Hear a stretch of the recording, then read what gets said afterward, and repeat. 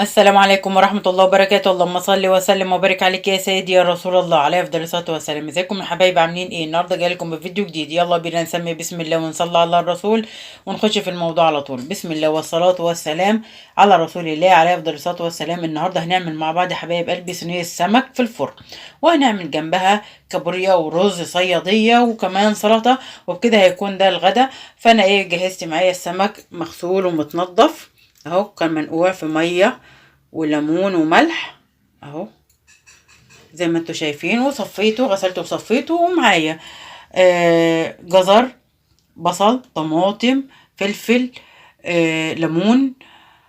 ومعانا ايه بقى؟ دي حاجة السمك، هيبقى توم، كمون، ملح. يلا بينا نجهز بقى التتبيلة بتاعتنا. وبكده حبايبي حطيت التوم والكمون والملح زي ما انتوا شايفين كده، هندقهم علشان هنشوف هنعمل ايه في احلى صينيه سمك. تستاهل بقكم بجد بجد. الصينيه دي حوار، صينيه عظمه. وبكده حبايبي دقيت التوم مع الملح والكمون. دلوقتي انا هتبل السمك من جوه، هناخد كده من التتبيله دي كده، هتبل السمك والباقي هندعكه مع التتبيله بتاعتنا. هنشوف مع بعض. وبكده حبايبي تبلت السمك وشقته كده وحطيت فيها التتبيله. معايا بقى كده البصل والطماطم والجزر والفلفل، حطيتهم على بعض. هنحط بقى عليهم باقي دقه التوم مع الفلفل مع الملح والفلفل والكمون وعصره الليمون. يلا بينا. وبكده حبايبي جهزت الصينيه بتاعتي، مقطعه فيها بصل، فلفل، طماطم شرايح كده زي ما انتوا شايفين، ونزلت عليهم بردك بدقه الثوم والملح والفلفل والكمون، وحطيتهم في الصينيه. دلوقتي هنحشي السمك بالخلطه بتاعتنا، والباقي بردك هننزل بيه على الارضيه بتاعتنا. هيبقى معانا صينيه سمك بالبصل والطماطم والفلفل جميله جدا. انا بحب اكل بقى الحاجه اللي تحت دي يا حبايب قلبي بالعيش، بتبقى تحفه. وبكده حبايبي حشيت السمك بتاعي اهي، عملت له بمعنى صح كده سلطه او الدقه بتاعته. ومعانا الباقي حطيته في قعرة الصينيه كده. دلوقتي هنرص السمك بتاعنا ونحط عليه ليمون. وبكده حبايبي حطيت السمك بتاعي. دلوقتي انا هعمل هنزل عليه بمعلقتين زيت كده على وش السمك وندخله الفرن سخن جدا. يلا بينا. وبكده الزيت بتاعي اهو، بسم الله الرحمن الرحيم. انا هعمل بس على كل سمكة كده وهدخله الفرن.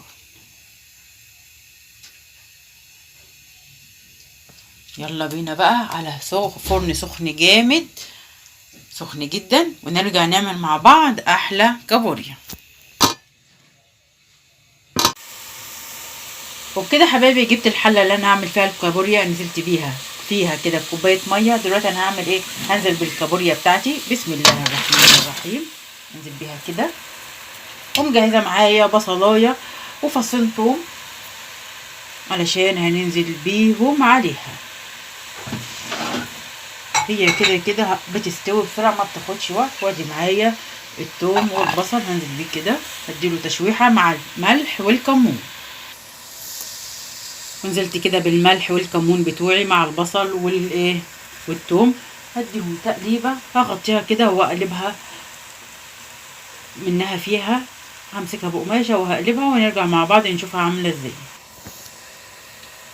وبكده حبايبي الكابوريا بصوا ابتدى لونها يغير اهي زي ما انتوا شايفين، علشان انا غطيتها بالغطا ومسكتها بقماشه وهي متغطيه. قلبتها، مسكت الحله قلبتها كده. هتغلي غلوه والتانيه وهتستوي. وهعمل الرز عشان ما اطولش عليكم الفيديو، ونشوف مع بعض الاكل في التقديم. بس مش تنسوني في اللايك والشير والسبسكرايب وتفعيل الجرس علشان يوصل لكم مني كل جديد، وعيلتي صغيره تكبر بكم يا احلى متابعين ومشاهدين القناه. انتظروني فاصل قصير بس هو القناه تتغير. وبكده حبايبي صينية السمك طلعت من الفرن، والكابوريا بتاعتي استوت زي ما انتوا عارفين ما بتاخدش سوا، والسلطة البلدي بتاعتي، ومعايا الرز الصيادية اللي عملته. وبكده يكون ده الغدا بتاعنا النهاردة. اتفضلوا معانا، ولقمة هنية بالكف 100. وبكده يكون ده الفيديو بتاع النهاردة. بس مش تنسوني في اللايك والشير والسبسكرايب وتفعيل الجرس، لغاية ما ارجع لكم بفيديو اخر. اسيبكم في رعاية الله وامنه، والسلام عليكم ورحمة الله وبركاته. لايك وشير وسبسكرايب لأحلى صينية سمك وكابوريا.